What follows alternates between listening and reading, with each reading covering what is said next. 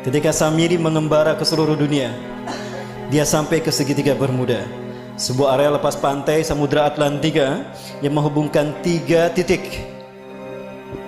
Florida, ada Miami di sana, ada Puerto Rico, dan ada Bermuda. Segitiga ini adalah tempat di mana Ajazil membangun istananya dari kristal cahaya.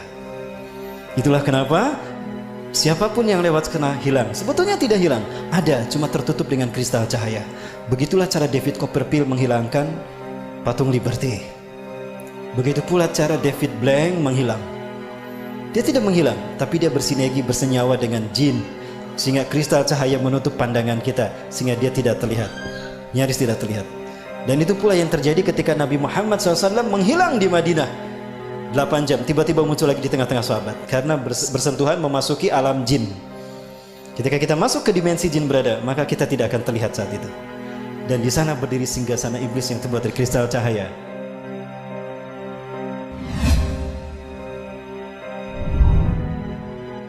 Mereka bergerak menguasai dunia dalam 3 ranah: simbol, ritual, dan arsitektur. 3 ranah ini mereka sentuh. Kata kunci kita, api dan matahari. Ya, tadi dikatakan, karena engkau telah menghukum aku tersesat, aku akan sesatkan manusia dari jalanmu yang lurus, dari siratal mustaqim. Artinya akan ada sosok lain yang disembah selain kau. Itu adalah dewa matahari, dan dia berhasil. Di zaman Nabi Ibrahim, dia menjadikan Raja Namrud sebagai dewa matahari. Betul? Lihat Nabi Ibrahim. Oh, ini bintang Tuhanku. Begitu menghilang, oh bukan. Oh, ini bulan besar. Ini Tuhanku, oh bulan. Bukan. Berarti bulan bukan Tuhan. Oh, ini matahari lebih besar, tapi matahari pun tenggelam. Oh, berarti bukan Tuhan. Itu apa maksudnya? Nabi Ibrahim untuk menunjukkan kalau bulan, bintang, dan matahari bukan Tuhan. Itu hanya benda langit, tanda kekuasaan Allah. Allah lah Tuhan kita. Artinya konsep penyembahan kepada Tuhan sebagai dewa matahari sudah ada sejak zaman Nabi Ibrahim. Berhasil Ajazil. Persia, Iran, ya, kaum Zoroaster menyembah dewa matahari. Raja yang mereka sembah adalah dewa matahari, Ahura Mazda. Penyebar pemuka agama Zoroaster disebut Magi. Cara mereka mendakwahkan Zoroaster, Magi ini dengan cara sihir, magic. Ke dalam bahasa Arab menggunakan sin, jadi majusi. Maka ketika mereka merayakan hari besar mereka, mereka selalu menyalakan mercon. Maka ketika umat Islam merayakan pergantian tahun baru Masehi, saat itu mereka disesatkan 3 agama. Ingat, tahun Masehi dibuat oleh seorang biarawan Katolik, Dionysius Exiguus. Dia adalah biarawan Katolik yang ditugaskan oleh Vatikan untuk membuat penanggalan Masehi yang titik tolaknya Natal. Maka dibuatkanlah penanggalan tahun Masehi yang diberi nama kemudian Anno Domini. Tahu apa arti Anno Domini? Tahun Anno Domini artinya tahun Tuhan kita. Kita Romawi. Siapa Tuhan Romawi? Yesus Kristus. Berarti tahun Anno Domini adalah tahun Yesus Kristus. Lalu dirayakan pergantian tahunnya oleh umat Islam. Apakah umat Islam tidak murtad? Satu, ketika umat Islam euforia merayakan pergantian tahun Masehi, saat itu mereka itiba kepada kaum Nasrani. Lalu mereka merayakan dengan meniup trompet. Lihat Yahudi. Mereka merayakan hari besar mereka dengan meniup trompet. Betul? Saat itu pun Yahudi diikuti oleh kaum muslimin. Dan kemudian mereka merayakan Mercon. Maka di saat itulah mereka lengkap sekali, disesatkan 3 agama. Yahudi tiup trompet, Nasrani menyambut tahun baru, Majusi merayakan menyalakan Mercon. Ada yang ikutan syahadat lagi. Baik, saya perjelas. Yunani, negara penyembah dewa matahari. Dan dewa matahari mereka namakan Helios.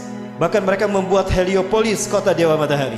Yunani, ketika mereka merayakan hari besar mereka menyembah dewa Helios, mereka melakukannya dengan pawai obor keliling negeri. Pawai obor keliling negeri. Dan puncaknya di Bukit Olympus, di sebuah lampangan besar, mereka menyalakan obor raksasa. Dinyalakanlah obor besar tadi.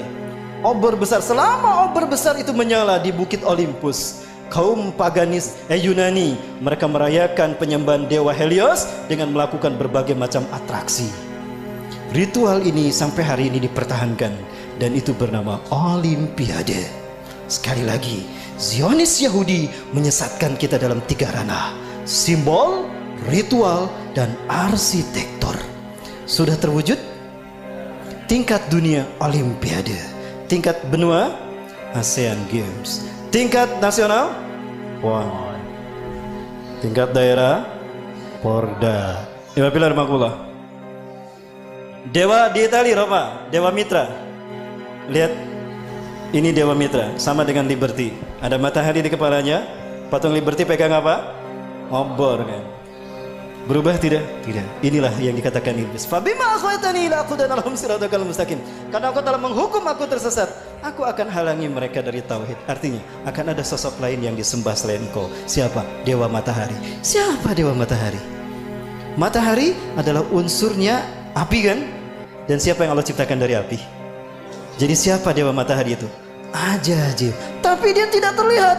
Maka dia butuh sosok manusia yang menjadi kembaran dia seutuhnya. Samiri. Jadilah dia Dwi Tunggal. Siapapun yang mengangkat tangannya seperti, berarti dia komitmen kepada iblis dan Dajjal. Baik, di Amerika Latin, Amerika Selatan ada 3 suku bangsa menyembah Dewa Matahari. Suku Aztec di Meksiko menyembah Viracocha. Suku Inca menyembah Dewa Inti di Brazil. Suku Maya menyembah Dewa Kukulcan di Amerika Latin. Ya. Dan di Mesir ada Horus, Dewa Matahari. Dan Horus selalu digambarkan dengan kepala burung. Kenapa? Ketika Tuhan turun ke bumi selalu menggunakan burung. Dan burung adalah simbol singgasana tinggi. Maka siapapun yang menjadikan burung sebagai simbolnya, maka dia merdeka, akan merdeka abadi. Maka jadilah burung simbol kemerdekaan setiap. Kebetulan atau sesuatu yang sudah direncanakan? Apakah ini hanya begitu saja kebetulan? Bukankah iblis sudah berkata, aku akan sesatkan mereka dari jalanmu yang lurus, dari tauhid. Segitiga satu mata. Ingat? Segitiga digunakan iblis karena dia melihat ke bawah. Dia berada di langit ingin berkuasa di dunia. Ajazil menghadap ke bawah. Samiri pun sama. Dia ingin berkuasa sebagaimana Tuhan di langit. Maka segitiganya menghadap ke atas. Keduanya bertemu di segitiga Bermuda. Pertemuan mereka simbolnya seperti apa? Ini simbol mereka. Betul?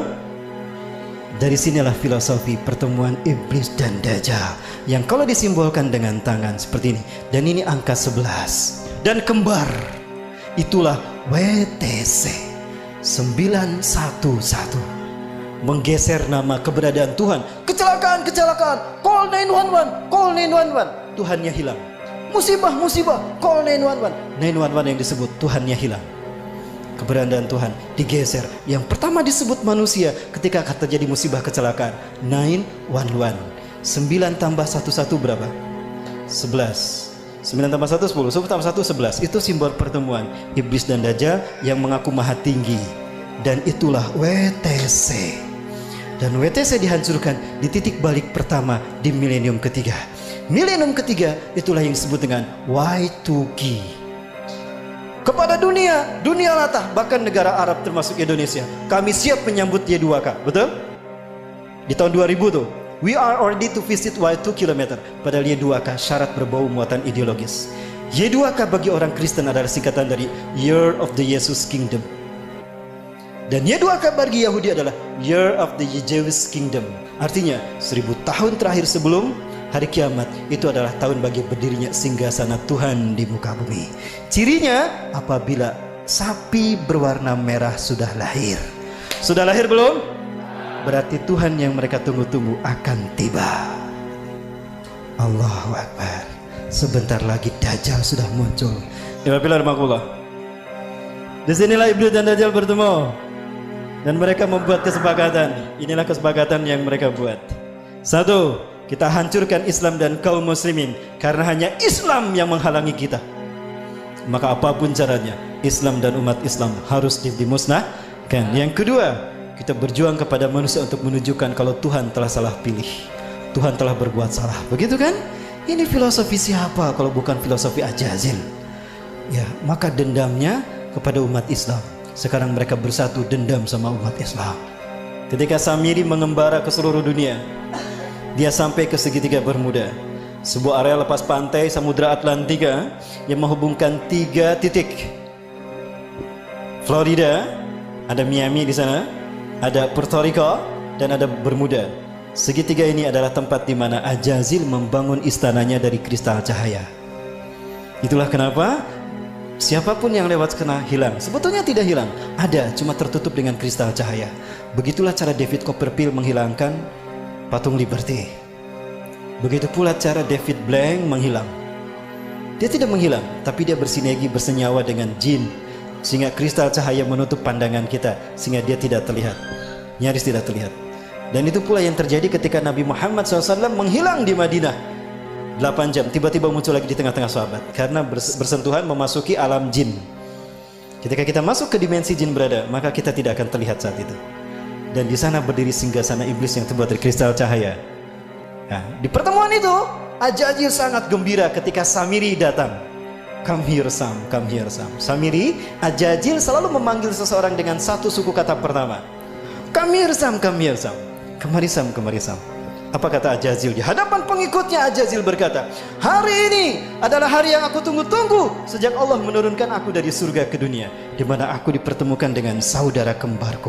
Panggillah dia oleh kalian sebagai Paman Sam.